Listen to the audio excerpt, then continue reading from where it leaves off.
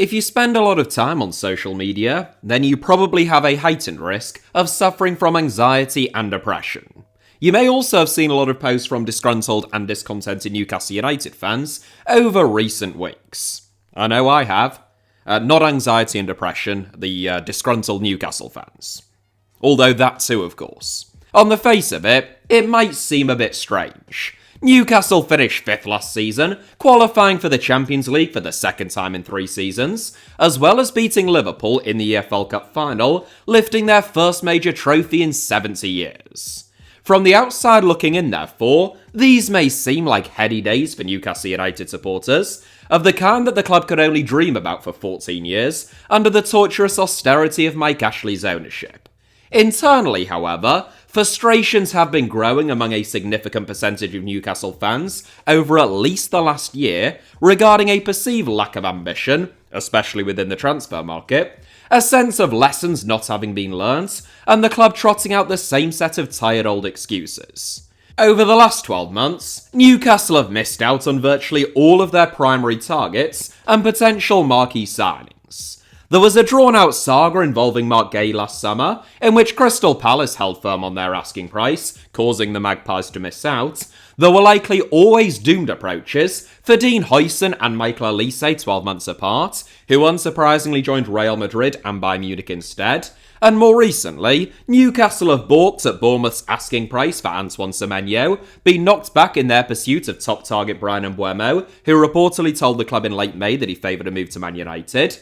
And they have missed out to Chelsea in their attempts to sign both Ipswich's Liam Delap and, most notably, and most recently, Brighton's João Pedro, despite the fact that Chelsea are effectively a talent agency for footballers now, rather than a football club, with more clients than George Mendes.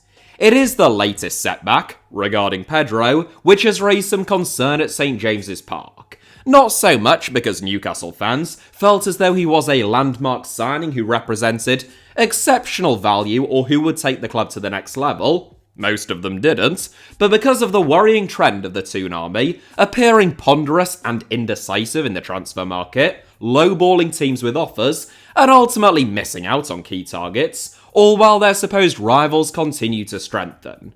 Manchester City have spent £300 million in 2025, Liverpool have spent over £180 million in this window alone, and Chelsea have already spent £210 million this summer, and a stunning £1.5 billion since Blueco and Todd Bowley arrived at the club 3 years ago.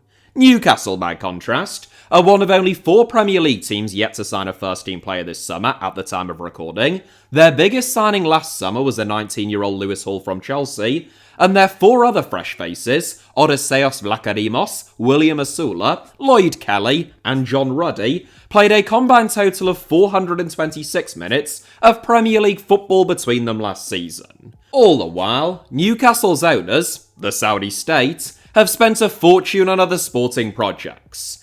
In the same week that Newcastle lost out to Chelsea in their pursuit of João Pedro, Chelsea made it through to the quarter-finals of the FIFA Club World Cup, a Saudi-sponsored and funded competition which will earn the Blues enough money to cover Pedro's transfer fee in a single month-long pre-season tournament.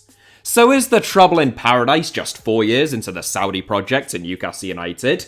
Or is this just a load of old hot air whipped up by journalists and supporters with nothing better to talk about during pre-season? Well, funnily enough, that's what today's video is all about. So sit back, relax, and join me on a journey to the northeast, which will have not 1 but 2 Premier League teams for the first time in 10 years next season, as we take a look at why the richest club in the world seem to be struggling to flex their financial muscles, whether it is all the fault of PSR, and how the hopes and dreams of Newcastle United supporters might not necessarily fully align with the strategic interests of Saudi Arabia's sovereign wealth fund. When you break it down by individual targets, as The Athletic, The Independent, and a handful of other publications have done over the past week, it's clear that there are lots of different reasons for Newcastle's inability to complete deals. Dean Huijsen and Michael Olise, as alluded to in the introduction, simply had more attractive offers from 2 of the biggest and wealthiest clubs on the planet.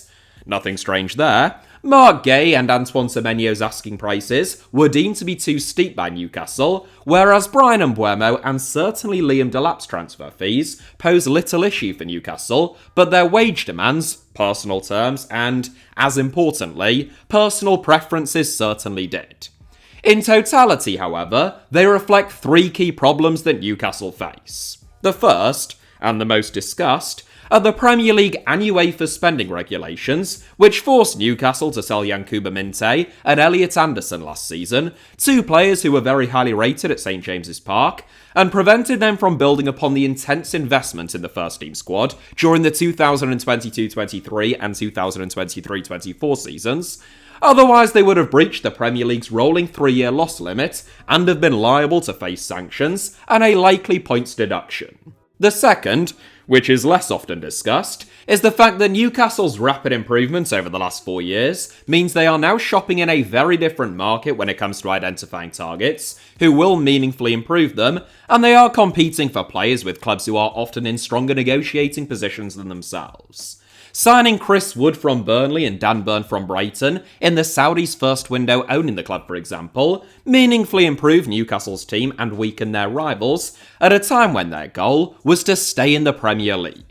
Now that their rivals are Man City, Chelsea and Aston Villa, the three teams who finished directly above or below them last season, the calibre of player required to improve Newcastle, the cost of those players, and the strength of the teams typically rivaling them for those players' signatures has been radically transformed in a manner that makes things much more difficult for the club. And the third, which is a hot topic at Newcastle but is frequently overlooked in the wider media, is the absence of senior leadership and direction at the top of the club, which bleeds into almost all of their other problems.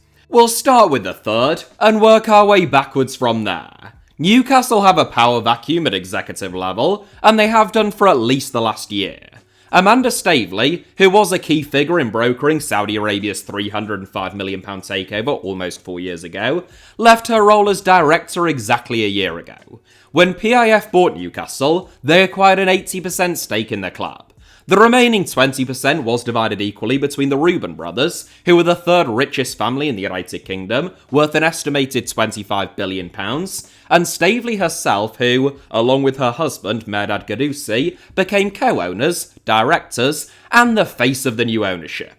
Staveley was more than just a figurehead, though, publicly defending the Saudi state from accusations of sports washing, while claiming that Saudi Arabia's state-owned public investment fund and the Saudi state were two separate entities. She was the driving force behind Eddie Howe's appointment, and she played a key role in the club's recruitment over the next 3 years.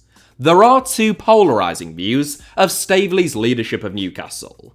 One is that she brought in energy and ambition, which allowed the club to grow and improve at a much faster rate than first anticipated, recruiting Eddie Howe and backing big money deals for the likes of Bruno Guimaraes, Anthony Gordon and Alexander Isak, without which, and without whom, it seems doubtful that Newcastle would have qualified for the Champions League twice in the last 3 seasons, or won their first ever League Cup.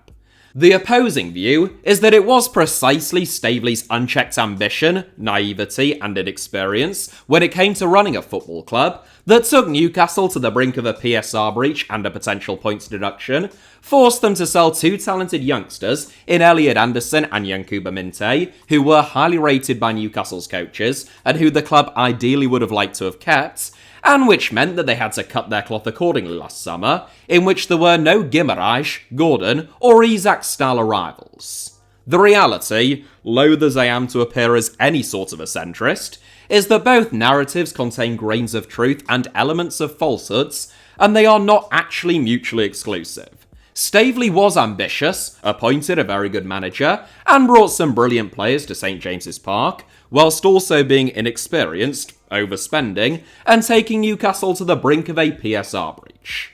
Whether you consider the job that she did in its entirety to be a net positive or a net negative for Newcastle, and I would argue that it was the former, what is inarguable is that she communicated frequently with supporters and the wider football world, presented a united front, even when one didn't necessarily exist, and she publicly defended the club when it came under attack.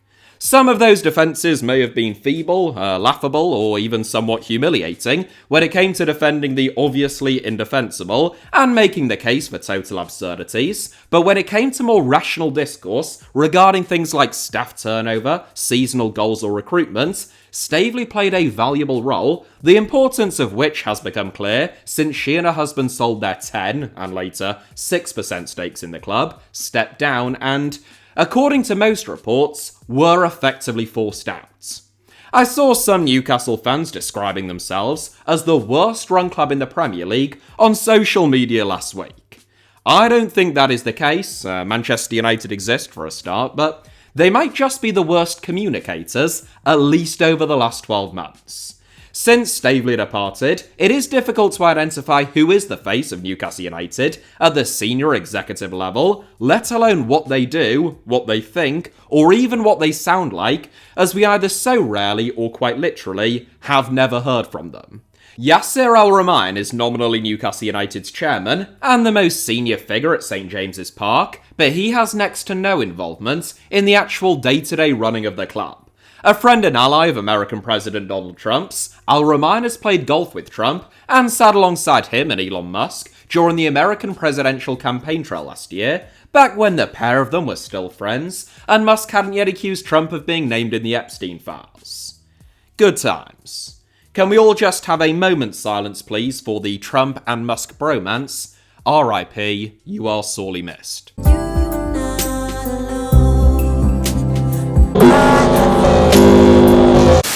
One of the most senior figures in Saudi politics, Al-Rumayyan was involved in both the country's infamous 2017 government purge and, allegedly, in the execution and dismemberment of journalist Jamal Khashoggi, as one of his companies, Sky Prime Aviation, stands accused of supplying the aircraft that was used in Khashoggi's killing.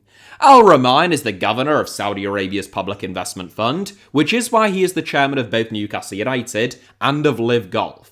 He also chairs Saudi Aramco, Saudi Arabia's state-owned oil giant, and the world's fourth largest company by revenue, which powers the entire Saudi economy, the Saudi Arabian Mining Company, which is the largest mining company in Saudi Arabia, and Riyadh Air, Saudi Arabia's future second flag carrier, scheduled to commence commercial flights later this year, among many others. It would be fair to say that Al-Rumayyan is spread pretty thin then, and that his priority isn't Newcastle United. In fact, it has been widely reported that the need for Al-Rumayyan to rubber stamp things has actually put an operational drag on the club, holding up deals and causing further delays and complications. Over 2 years ago, when Amanda Staveley was still at the club, The Athletic were already reporting that the structure of PIF, in which major decisions require Al-Rumayyan's approval, was causing Newcastle problems. The appointment of a new CEO, Darren Eales from Atlanta United for example, was reportedly held up because Al-Rumayyan had other priorities, and he was unable to find a gap for Newcastle in his busy schedule. There are two other senior Saudi officials, Abdul Majid Ahmed Al-Akbani and Asma Mohammed Razik, who make up the four-person Newcastle board, as per the Premier League's list of directors, or the six-person board, as per Newcastle United Limited's reporting to Companies House, where they are joined by Roger Thornton, a South Shields-born asset manager who controls Newcastle co-owner Jamie Rubin's family's assets, and Jacobo Francisco Solis Patino, a Spanish investment professional who resides in Saudi Arabia and heads up the Europe Direct Investments Division within the wider International Investments Division of Saudi Arabia's Public Investment Fund. Abdul Majid Ahmed Al-Akbani, meanwhile, is head of PIF's Middle East and North Africa, or MENA division, whilst Asma Mohammed Razik leads the firm's global private equity and alternative investments division. It is unclear just how much direct influence any of these PIF or Reuben Brothers associated asset managers and investment professionals have at Newcastle. Abdul Majid Ahmed Al-Akbani, at least, would appear to be more heavily involved with another PIF-owned club, namely 2025 FIFA Club World Cup quarter-finalist Al Hilal, where he serves as vice-chairman, in addition to serving as the vice-chairman of Seller Sports, another PIF-owned company which sponsors the front of Newcastle's shirts. Darren Eales, Newcastle's CEO, whose July 2022 appointment was reportedly held up due to Al-Rumayyan's busy schedule, announced that he will be stepping down as CEO in September 2024 after being diagnosed with a chronic form of blood cancer. Eales said in a statement, very understandably, that, quote, "Now is the right time to make this decision so that I can prioritise my health and my family." End quote. As part of the same announcement, it was revealed that, although Eales would be stepping down, he would remain in his current post until a replacement had been appointed. That was 10 months ago, and Eales is still Newcastle's CEO. It has been reported that Newcastle are closing in on appointing former Real Madrid executive David Hopkinson, who also previously worked in Major League Soccer as Eales' replacement, but even those reports came out over a month ago, and still we await an official announcement. There has been similar uncertainty, indecision and inaction on the football side of the club's operations. Dan Ashworth's appointment as sporting director in 2022 was viewed as a major coup, but it took barely 18 months for him to be put on gardening leave after signalling his intent to join Manchester United, and 5 months later he was gone for good. He was replaced by Paul Mitchell last summer, formerly of Monaco and the Red Bull Cinematic Universe, which was also viewed as an ambitious appointment, but he too lasted less than 12 months. Mitchell had a close relationship with Darren Eales, whose ill health and imminent departure as CEO most likely came as a major blow to him, but it's pretty well documented that a fractured relationship with manager Eddie Howe played a key role in his departure. It was also widely reported that Howe had a testing relationship with Dan Ashworth before he jumped ship, and from the outside looking in, prospective sporting directors will see a club with a manager who wields an enormous amount of power and influence and has already won the battle against 2 previous sporting directors. In some ways, Newcastle are a big club that are still run like a small club. They have Champions League football and the 15th highest revenue in world football, but Eddie Howe calls the shots in much the same way that he did at Bournemouth. The operation is bigger, of course. He is assisted by more scouts, coaches, and far greater resources, but the principle of Howe being a manager, as opposed to a head coach, in the true sense of the term, which is increasingly rare within the modern game, remains unchanged. It is clearly a delicate balance that the Newcastle hierarchy, to the extent that they have one, is trying to strike between keeping Howe happy and on side, based upon the highly creditable job that he has so far done, while modernising and having a recruitment model that is fit for the 21st century. One of the issues that Paul Mitchell and Eddie Howe reportedly came to blows over was the former's fixation on extensive data analysis, as opposed to Howe's more innate feel for a player and their talents, sometimes referred to as the eye test. Howe may have won the battle in overcoming the influence of 2 sporting directors, but it remains to be seen whether he will win the war. The former Bournemouth and Burnley boss has repeatedly talked about setting boundaries between himself and those above him, though whether the term above applies in the case of Howe and Newcastle is certainly up for debate. For the time being, Steve Nixon is Newcastle's head of recruitment, one of the few remaining key figures at the club from the pre-Saudi era, with Eddie Howe's nephew, Andy Howe, serving as the club's assistant head of recruitment. Andy Howe's influence at St James's Park is reported to have grown following Paul Mitchell's departure, largely because he is a trusted member of his uncle's inner circle. Well, he is round at Christmas. It makes sense. Again, it all feels a little bit small time, the manager's nephew being arguably the most influential figure in terms of recruitment, and one of the few senior figures at the club that he can trust, but that is not to say that Andy Howe isn't a capable talent spotter. He was said to have had a hand in Newcastle signing the likes of Bruno Guimaraes, Sandro Tonali and Tino Livramento, all of whom, albeit a little bit delayed in Tonali's case, have transpired to be fruitful pieces of business. In fact, as a whole, Newcastle's transfer business has been very good since the takeover nearly 4 years ago. One of the repeated problems that Newcastle have faced is that the valuation of their transfer targets, for the most part, have only risen whilst they have attempted to haggle on their transfer fees or personal terms. In all but the case of Mark Gay, due to entering the final year of his deal next season, that has been the case with Newcastle's publicly known targets, and even in the case of Gay, his value rose significantly last summer, while Newcastle were chasing him, due to his impressive performances at the Euros, where he was England's best defender. That suggests that Newcastle are still identifying intelligent targets, but that, in a lot of cases, they probably just need to pull the trigger, Not like that, MBS. It was a metaphor, even if they consider the price tag to be a bit steep. They have done this, most notably in the case of Anthony Gordon, and seemingly now with another Anthony, this time of the Elanga variety, but clearly only with great reluctance. From the very beginning, Newcastle's ownership have sought to signal that, despite being nominally the richest club in the world by owner wealth, they wouldn't spend over the odds. That is in direct contrast to other super-rich Premier League takeovers, like Roman Abramovich at Chelsea in 2003, or the UAE via Sheikh Mansour at Man City in 2008, when they looked to set out their stall and send out a clear message to their rivals that they could, and indeed would, outspend them. Chelsea broke numerous spending records in their first 2 seasons under Abramovich. Meanwhile, the Emiratis tried to hijack Manchester United's deal for Dimitar Berbatov before forcing through a deadline day deal for Robinho from Real Madrid instead. Newcastle's first post-takeover signing, by contrast, was Kieran Trippier for £12 million, followed by Chris Wood for his £25 million release clause. Of course, that was partly the result of PSR. Unlike Chelsea and Man City, Newcastle couldn't go out and spend £100 million on a player, or £250 million in a window even if they wanted to, or not then at least, but it was about more than just that. There has been a perception of a lot of nouveau riche or state-owned clubs, whether that be Man City or PSG, that they have been pretty wasteful, especially in their early post-takeover years, and Newcastle were keen to play down the idea that they would follow a similar path, or even entertain deals for flashy big-name signings, even if they fell within their budget.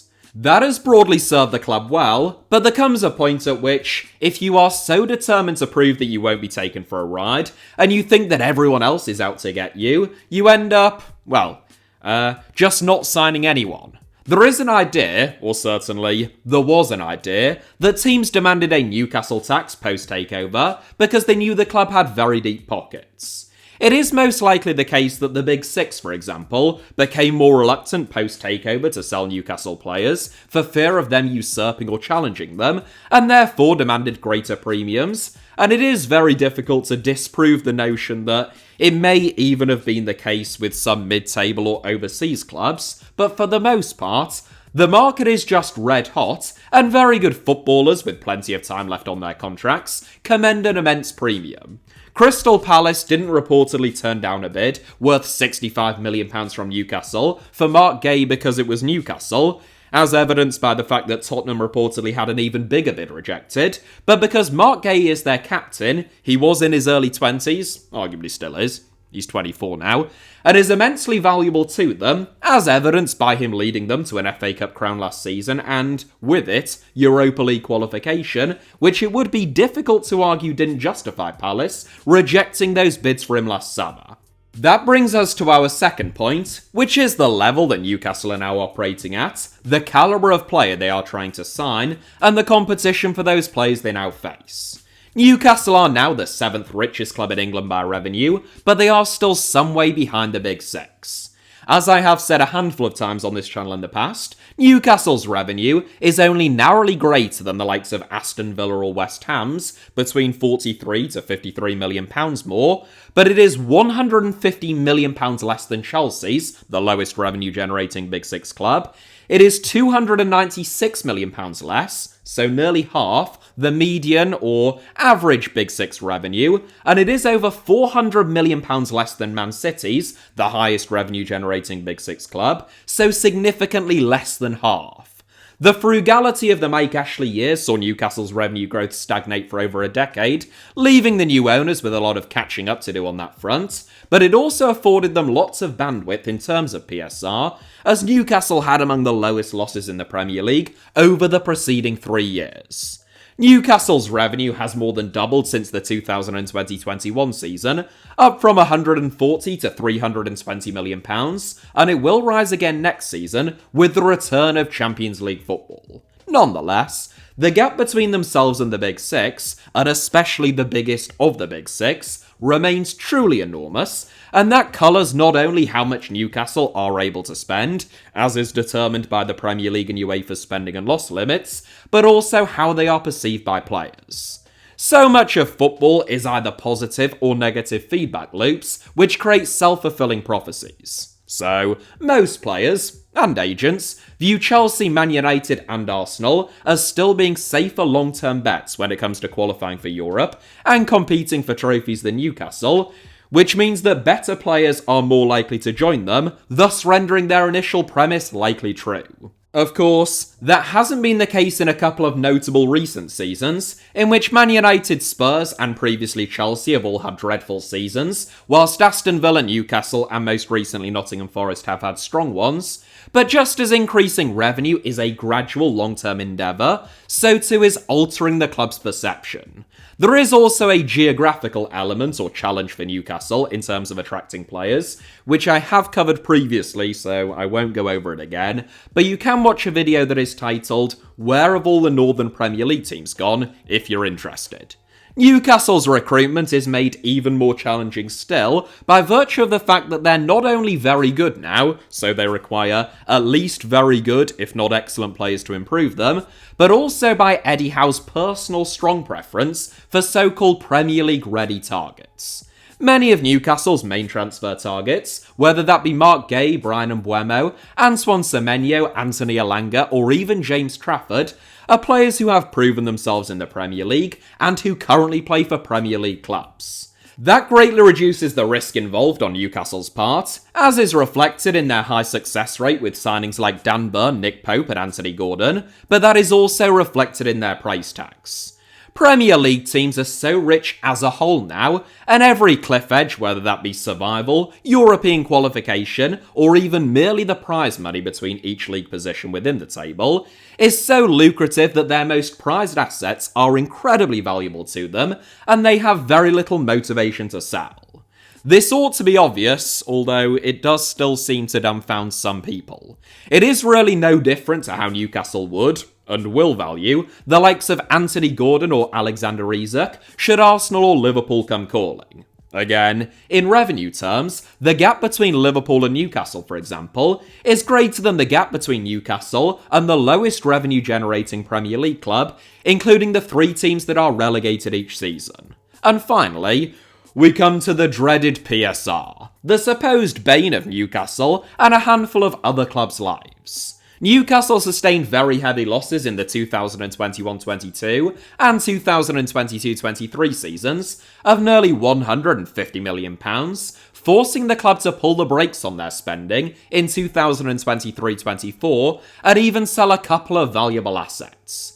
Newcastle still lost £156 million within that 3-year monitoring period, exceeding the £105 million limit, but after allowable deductions, a reported £104 million loss made them just about compliant, in the words of still-acting CEO Darren Eales. Recently departed sporting director Paul Mitchell was even more candid, commenting that, quote, "We got away with it by the skin of our teeth, and we have to make sure that we don't end up back there again anytime soon, because we just survived." End quote. It is undoubtedly true that PSR has prevented Newcastle from spending as much money as they would have liked, especially last season, by forcing them to grow their own revenue before they can spend on par with teams that have double, close to double, or more than double their revenue. With that having been said, it is an excuse, in response to transfer inaction, that holds a little bit less weight this summer than last. Thanks to the heavy losses of the 2021-22 season dropping out of the PSR equation in the upcoming campaign, Newcastle have enough wriggle room to lose around £60 million in the 2024-25 season, or more like £80 million after allowable deductions, which, just for perspective, would have been the 3rd highest loss in the league in the 2023-24 season, behind only Man United and Aston Villa, and which would be the highest in the history of the club. In other words, Newcastle are not that hamstrung by PSR this summer, as they were last summer, but it remains a convenient scapegoat for inaction and a perceived lack of ambition. I said earlier that Newcastle are perhaps the worst communicators in the Premier League, and all 3 of the headwinds outlined in this video are interwoven. The leadership vacuum at the top of the club, and the lack of a recognised interlocutor since Amanda Staveley's departure, has left Newcastle unable to provide any kind of compelling counter-narrative to negative stories, whether they be about them penny-pinching, missing out on targets, or appearing to flail about in the transfer market without any general sense of purpose. Chances are, a lot of the players that Newcastle have been linked with and that they have supposedly missed out on, they were probably never seriously or even remotely interested in to begin with, but cumulatively, they all add up to create a narrative that paints the club in a not especially flattering light. There is also just some truth to a lot of Newcastle fans' frustrations and suspicions. It is true, for example, that the Saudi state and PIF have split loyalties and have prioritised other investments in terms of both their time and resources ahead of Newcastle, some of which have directly harmed the club by strengthening their rivals. That is partly because not all aspects of PIF engage in joined-up thinking. There are different figures and departments overseeing different investments, but it's also because Newcastle United are not, have never been, and will never be the Saudi state's priority. Quite obviously. That would be enriching and preventing any domestic or international threats to the nation's ruling House of Saud. The priority list goes something like maintain power, increase wealth, sign a right winger who is an upgrade on Jacob Murphy, and it is even possible that the new winger isn't third in that list. Newcastle, not unlike Cristiano Ronaldo, who they have invested more money in than they have in Newcastle, are a means to an end. And if funding the Club World Cup to the tune of more than $1 billion is deemed to be in Saudi Arabia's strategic interests, by effectively buying them 2034 World Cup hosting rights, the fact that it enriches the already established super clubs and allows the likes of Chelsea a huge advantage in their pursuit of Newcastle targets like João Pedro and Liam Delap, that won't even come into their thinking. Saudi Arabia's state ownership of Newcastle has undoubtedly made the Magpies a much stronger team on the pitch up to this point, bringing them Champions League football, an EFL Cup, and their best season in most of their supporters' lifetimes. But in football, vibes matter, and they matter a lot. A lot of the discontent at Newcastle stems from a perceived lack of passion, purpose, and direction at the club, and that is because Newcastle's owners, a West Asian petro-state, aren't passionate about Newcastle United, therefore fans and the club are reliant upon them consistently recruiting people who are, and who can present that compelling counter-narrative. Right now, there is a juxtaposition between what some Newcastle fans expected when they became the supposed richest club in the world, and what they see as perpetual excuse-making, much of which was valid 12 to 18 months ago, but is wearing a little thin and a lot less coherent now. Well, there's that, and then some people are just upset about the club coming out in support of the Japanese Imperial Empire, which, I must admit, also came as a bit of a shock to me, but admittedly, is very funny.